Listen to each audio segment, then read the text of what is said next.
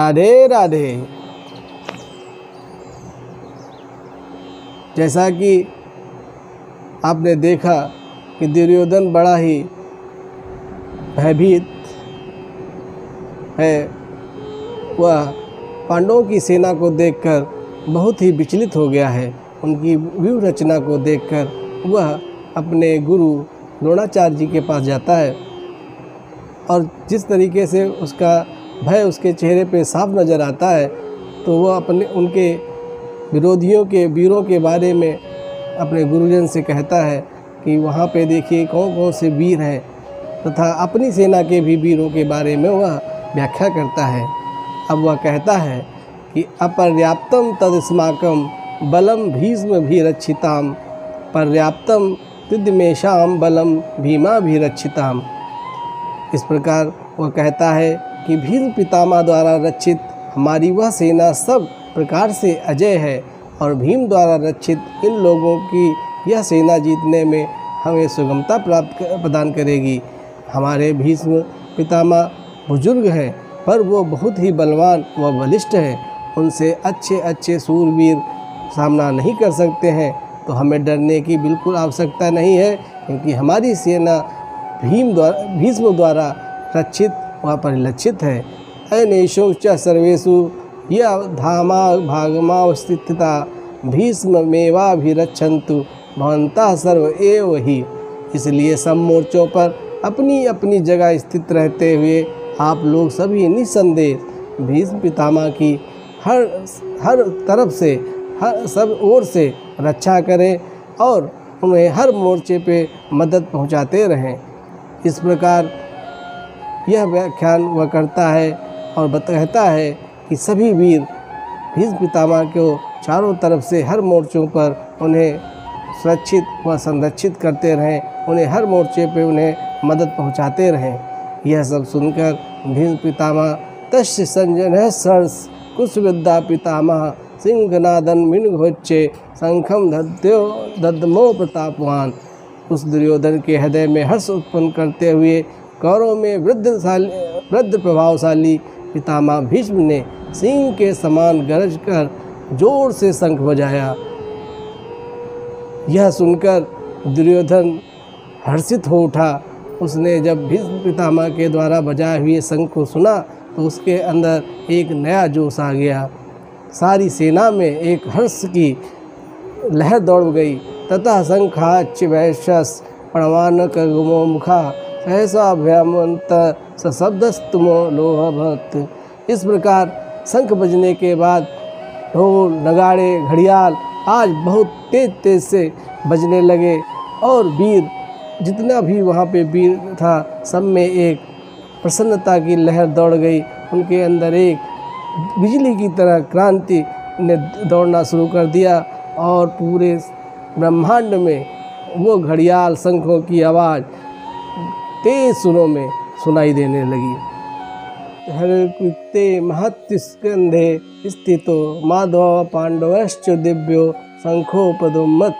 इसके बाद सफ़ेद घोड़ों में से युक्त उत्तम रथ में बैठे हुए श्री कृष्ण और अर्जुन ने भी अलौकिक दिव्य शंख बजाए। जहाँ पर पांचजन्य ऋषिकेशो देवदत्तम धनंजय पौंड्र नमो महासंख्या भीमकर्मा वकोदरा। श्री कृष्ण ने पांचजन्य नामक तथा अर्जुन ने देवदत्त नामक और भयानक कर्म करने वाले भीमसेन ने पौंड्र नामक महाशंख बजाया। अनंत विजया राजा कुंतीपुत्रो युधिष्ठिरा नकुला सहदेवस्य सुघोषमणि पुष्पको काश्यस्य परमेशः शिखंडी च महारथा दष्टधुम्नो विराटश्च सात्विकी पश्चिमारजति द्रुपदो द्रौपदेश्य सर्वसा पृथ्वीते सोनभद्र महाबाहु शंखादुम पृथक पृथक। कुंती पुत्र राजा युधिष्ठिर ने अनंत विजय नामक और नकुल तथा सहदेव ने सुघोष और मणिपुष्पक नामक श्रेष्ठ धनुष वाले काशीराज और महारथी शिखंडी एवं धृष्टधुम तथा राजा विराट और अजय सात्विक राजा द्रुपद एवं द्रौपदी के पांचों पुत्र और बड़ी भुजाओं वाले सुभद्रा पुत्र अभिमन्यु, इन सभी ने अपने अपने दिव्य शंखों का शंखनाद किया। यहाँ पर आपने देखा जब कौरवों की तरफ से शंखनाद हुआ तो उनके नामों की चर्चा नहीं की गई, परंतु जब भगवान ने पंचजन्य शंख को बजाया तथा अर्जुन, युधिष्ठिर आदि महाबलियों ने अपने अपने शंख को बजाया तो उनके शंखों की यहाँ पे चर्चा की गई है। ये चर्चा इसलिए की गई है क्योंकि यह शंख दिव्य शंख है। भगवान स्वयं इस शंख को धारण करते हैं, इसीलिए इन शंखों की महत्ता अधिक है। इस दिव्य पुराण में भगवान के द्वारा कही गई इस दिव्य वाणी में भगवान के शंखों की महिमा का बखान किया गया है। यहाँ पर हर एक महारथी के द्वारा जिन शंखों का शंखनाद किया गया है वह सभी एक एक करके उनकी महिमा का गुणगान करते हैं और उनके शंखों का नाम सम्मान से उद्घोषित करते हैं। इस श्लोक में भगवान कृष्ण को ऋषिकेश कहा गया है क्योंकि वे ही समस्त इंद्रियों के स्वामी हैं। सारे जीव उनके भिन्नांश हैं, अतः जीवों की इंद्रियां भी उनके इंद्रियों के अंश हैं। चूँकि निर्वेशवादी जीवों के इंद्रियों का कारण बताने में असमर्थ हैं, इसलिए वो जीवों को इंद्रिय रहित या निर्वेश कहने के लिए उत्सुक रहते हैं।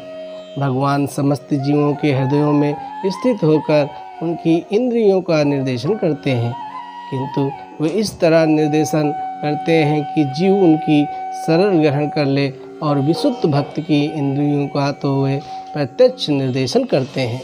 यहाँ कुरुक्षेत्र की युद्ध भूमि में भगवान कृष्ण अर्जुन को दिव्य इंद्रियों का निर्देशन कर रहे हैं, इसलिए उनको ऋषिकेश कहा गया है।